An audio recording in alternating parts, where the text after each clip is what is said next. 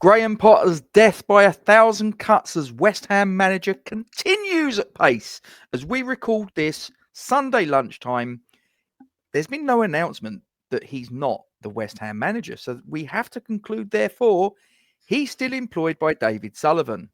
So where do we go from here? Well, I think most people probably accept that his tenure as West Ham manager is coming to its natural conclusion. And there's obviously the usual names that have been linked. There's been obviously the conversation that's been had by David Sullivan with Nuno Espirito Santo. Although I'm sure it was a happy coincidence. He just happened to be 3 minutes up the road from our majority shareholder, and there's nothing untoward going on. But there's another name that's been thrown into the ring, and this is an article that is out there on Talk Sport. But before we get into that, ladies and gentlemen, and we will want your comments in the section below, please get involved in this. But don't forget to drop a like on the stream, because that's what helps push this content out there to places it otherwise might not get. Maybe even give us hype if you've got one of them spare. I think that probably helps as well. Share this content on your social media platforms. And also don't forget to just check down below, not your down below, but down below of the screen, and just see, are you subscribed? I actually bumped into someone yesterday on the way to London Stadium, and it was actually at Dartford Station, and he was telling me he actually watched the channel, and it was quite funny sort of thing. And I turned around and said, "Oh, you subscribed?" And he said, "Oh, I don't know if I am, because I watch it on the telly." He said, "But I do watch your stuff." And I was like, "Oh, okay, well, I can show you how if you want." But anyway, so yeah, check if you're subscribed, and let's grow the subscriber base. So I'm obviously joined by my friend Michael. Michael, how are you? I'm very well, thank you. How are you? Yeah, not bad, not bad. So look, we'll get straight into it. So, Michael, we've just done a recording on Harris Chat's Patreon channel for our little vehicle there, Overland and Seaward. There you go. I got a plug in for that as well. And as we were recording that, Michael, you brought an article on Talksport to my attention, which made my blood run cold, quite frankly. It's terrifying, isn't it? So, for context, we are talking about the future of Graham Potter and whether he'll be at the helm for our next fixture against Everton. And just as a little bit of backstory, I was saying I think we're in this perpetual situation where we just go after, and people will know this. Other West Ham fans like us will know this. We just go after these managers that are out of work, whereas the likes of Aston Villa with Emery and Bournemouth with Iraola and Brighton with Herzler, and we're talking about a recent fixture with Glasner at Crystal Palace. They've broken the mould of staying safe with these old-fashioned managers like Roy Hodgson, who would steady the ship and keep them up. And they went out and got someone like Glasner from Frankfurt and really changed their fortunes, whereas I feel like we're so desperate for change that we end up stumbling from Moyes into Lopetegui, from Lopetegui into Potter, and now there's rumours, like you said at the top of the show, about Nuno Espirito Santo. So I just worry that it's short-termism as opposed to going to pay the compensation for a Marco Silva, or being bold enough to go after Iraola, who's only got a year left on his contract with Bournemouth. You know, we could make a bold statement if we had any ambition, but that's a whole another conversation. So while we were recording the previous podcast, I just had a little Google to see if there was any news on Potter and if he'd been sacked. And I came across this article. I don't know if it will show up on the webcam, but it's basically telling us that Rafa Benítez is targeting a return to England. I don't know how well you're going to see that. Basically, it's on the TalkSport page there. Rafa Benítez is targeting a return to England, and he's got his eye on an unnamed Premier League club that are currently struggling and are considering axing their manager. But he's in talks. He still thinks he's got plenty to offer, and that he'll be speaking to his representatives to have a chat with said club's ownership to see if old Rafa can come back in the Premier League, because he thinks he's 65 years young and that he's still got a lot to offer at the top level. So I don't know how your viewers are going to feel about that, but I think you and I, that gives us a sense of dread, no? You can probably tell from my face that that makes me feel rather uncomfortable, I've got to say. Look, Rafa Benítez, let's get this bit out the way. So Rafa Benítez has a glittering CV, and I'm just going off the top of my head here. So I've not got anything in front of me. This is not me just reading stuff off of Wikipedia or whatever. But to to the best of my knowledge, Rafa Benítez has won La Liga with Valencia. I'm pretty sure it was Valencia he won La Liga with. That was before he went to Liverpool. He then went to Liverpool. He won the Champions League. He won the FA Cup, sadly against us, and I was there. That was really painful. He's won. He went to Inter Milan. He inherited the team that won the treble. I think it was like the treble they did. They certainly won Serie A and the Champions League, and I think they might have won Coppa Italia in 2010. Under Jose Mourinho, and he inherited that team, and he won them the Club World Cup as it was then. He didn't last very long there. He's gone on. He went to Chelsea. He wasn't very popular there. He's won the Europa League with them. I think he might have also won the League Cup, maybe. Look, he's been around the block. He did very well. The Newcastle fans loved him. He got them promoted. He won them the EFL Championship and stabilised them. I don't think he got on too well with Mike Ashley, and that's probably more of the reason why the Newcastle fans were quite pro Rafa. But I mean, he's been around the block now. I think he's probably about 65 years of age. So he must be something like that. And I just think everyone and everything has their time and shelf life. And I just think he's had his. And if he's coming back and he wants to sort of get himself involved in a lower reaches Premier League club, and if you're reading between the lines and you think it's West Ham United, I'm not sure this is one for me, Michael. With all due respect, as I say, I know he's got a glittering CV. So did Manuel Pellegrini. Well, this is it, isn't it? He has had wonderful experiences in football. He has had a glittering career. Had being the operative word there, because Vic Watson's got a hell of a goal scoring record. I'm not sure I'd want him playing next Saturday, with all due respect to his family.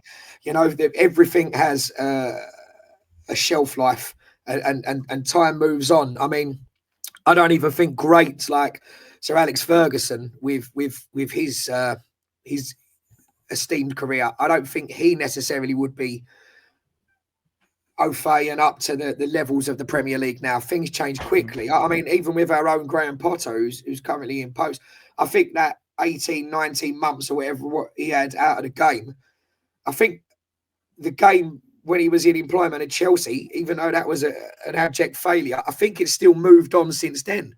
And sometimes you see the likes of sort of Eddie Howe and others, when they're out of employment, go around Europe and shadow other coaches and sort of learn the latest tactical analysis and stuff. You see these coaches try to add strings to their bow, but sometimes the game moves on, and sometimes you see these coaches being left behind. And although West Ham are not named in that particular article, it is certainly hinted at a club he would like to come back to England.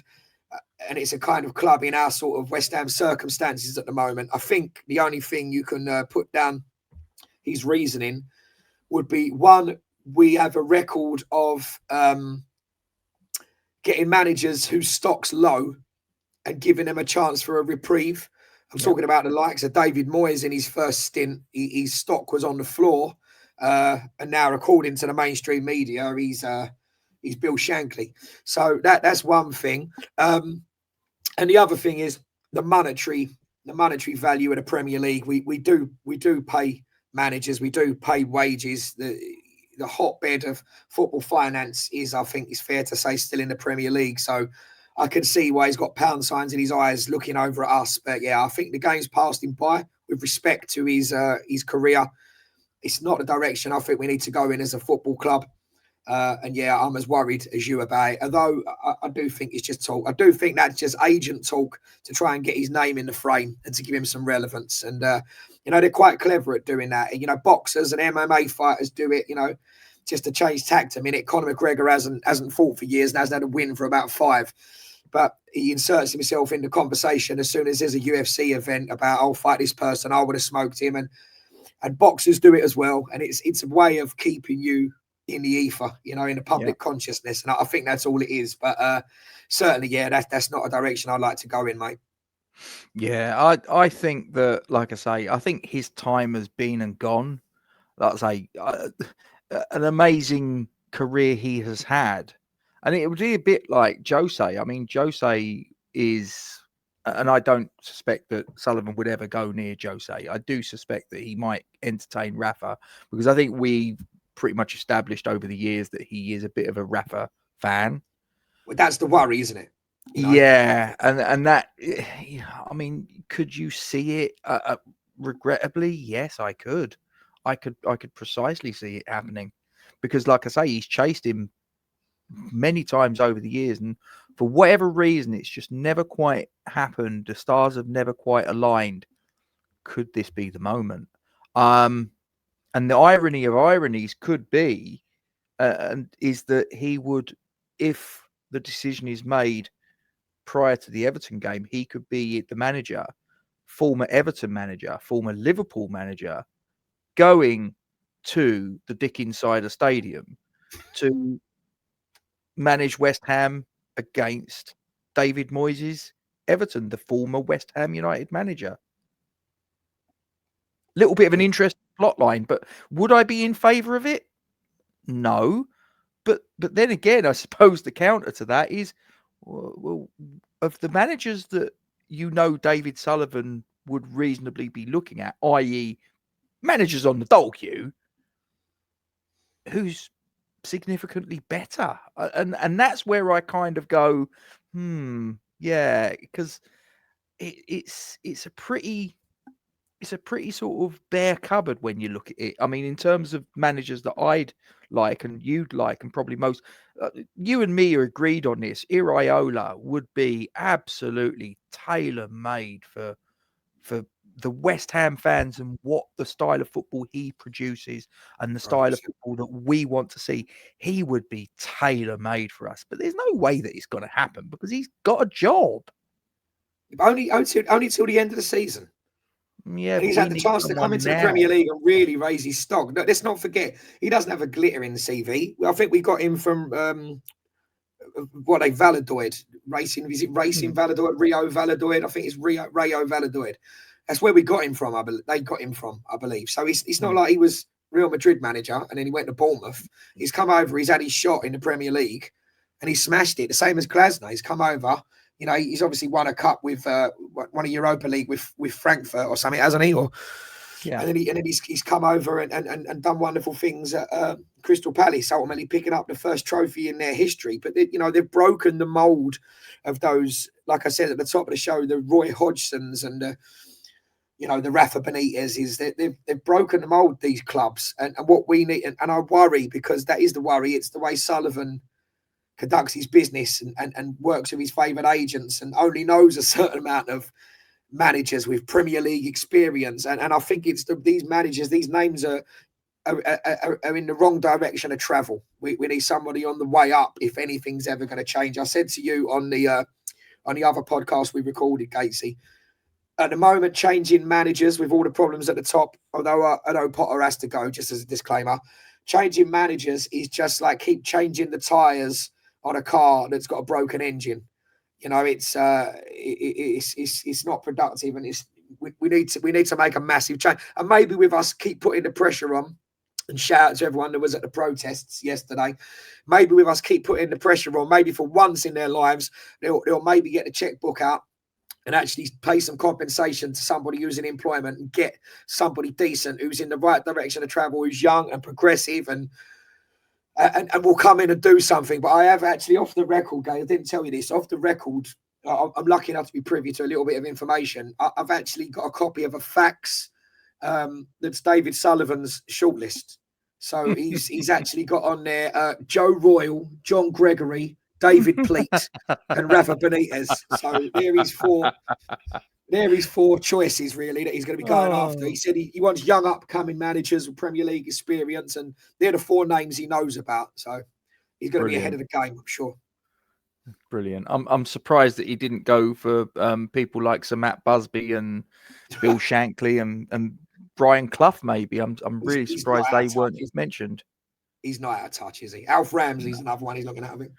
Alf Ramsey. Well, listen, he was from Dagenham, so he's a local boy. So it was. You never know. You never know. But yeah, I just would not be. And I'm just looking. I've just found the article myself, Michael. Yeah, I just know, just please. Yes, he is 65 years of age. He's taking charge of 4 different Premier League. I'm pretty sure the last one was Everton. And as I say, that didn't work out too well. But I suspect that may have also been because he was so steeped in the traditions of Liverpool Football Club that when he rocked up at Goodison Park, that just the fans would never. It would be a bit like if, I don't know, Neil Harris became West Ham manager one day. It's just like, this is a guy that's just sort of like got Millwall seeping out of every pore. It's like, just no way. Just no way. It's a bit like when Billy Bonds was Millwall manager. It's like he was never going to succeed there. Same with Steve Lomas. Never going to succeed there because they just look and they just go, you're our bitterest rivals. That's, so you're never going to succeed. But I just think, like I say, I think he's a little bit too late in the day. But could I see it happening? Yeah, I could. That's the really scary part about it. Do you know, we're living in a topsy-turvy world where Vladimir Kufal has scored more free kicks than James Ward-Prowse in the last 18 months. So anything can happen. I'll be interested to know what your viewership, what your subscribers think about this. Are they as terrified as us? Do they agree with what I'm saying, that we need to get a manager that's in a sort of different direction of travel on their way up, as opposed to these old sort of has-beens? And I just think the perfect example, I've said 2 or 3 times now, is Crystal Palace's insistence to hold on to Roy Hodgson and then bring in Vieira and then bring back Hodgson and then finally breaking the mould and going to get a Glasner. And look, they're thriving now, unbeaten in 17 after defeating our team yesterday. So, yeah, let us know in the comments, folks, because I'll read through. I always am an avid viewer of Gatesy and West Ham Massive, so let us know. Yep, exactly what Michael says. Get those comments in. We will get into those in due course. Don't forget to drop a like on the stream, because that's what helps get the content out there to places it otherwise might not reach.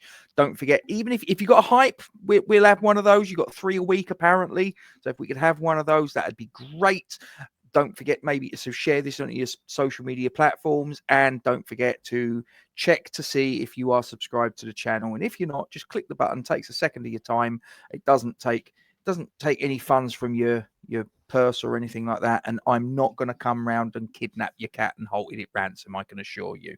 So if you could do that, I'd be very, very grateful. So we are going to disappear. Thanks for listening to us rambling on, and we're just going to leave. We've come on, you irons. Come on, you irons.